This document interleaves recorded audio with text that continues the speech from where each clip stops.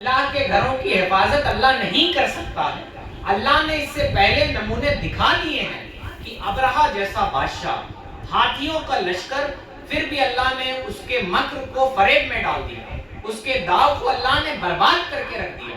جب وہ اپنے ہاتھی کو اٹھاتا تو ہاتھی اٹھتا نہیں، اگر مکے کے علاوہ دائیں بائیں پیچھے چلاتا تو ہاتھی چلتا، جب مکے کی طرف بڑھاتا تو ہاتھی بیٹھ جاتا ہے نا۔ اللہ نے اس کے داؤ کو فریب میں ڈال دیا۔ یہ تو ہمارے لیے خوش نصیبی ہے کہ ہم اپنے گھروں میں اللہ رسول کا ذکر کر پائیں۔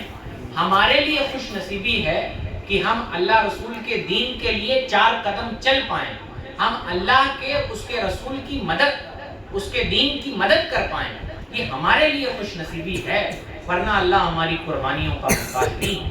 اس سے یہی فلسفہ سمجھ میں آتا ہے کہ اللہ قادر مطلق ہے، وہ جب چاہے دنیا کا سارا سینیریو پلٹ کے رکھ دے، لیکن وہ آزمائش کے لیے اللہ تعالیٰ اپنے ایمان والے تو کہتے ہیں ہم ایمان والے ہیں، لیکن ان پہ کوئی آزمائش ہی نہ آئے تو کوئی شخص کہے میں بہت مخلص ہوں، میں صرف اللہ کے لیے دین کا کام کرتا ہوں، اور پتہ چلا اس نے کبھی کام ہی نہیں کیا، میدان عمل میں آئے ہی۔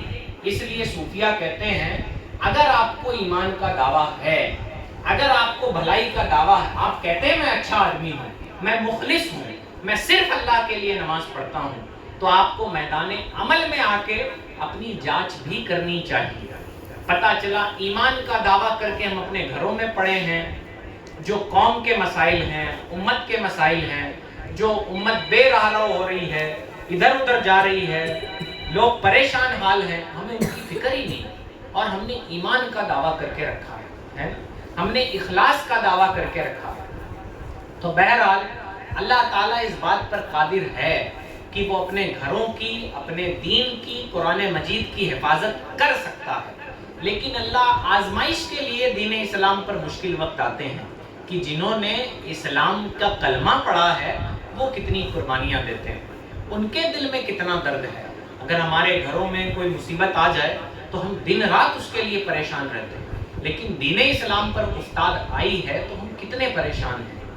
بہرحال اللہ نے اگلی آیت میں فرمایا وَأَرْسَلَ عَلَيْهِمْ طَيْرًا أَبَابِيلَ، اور ان پر پرندوں کی فوجیں بھیجی۔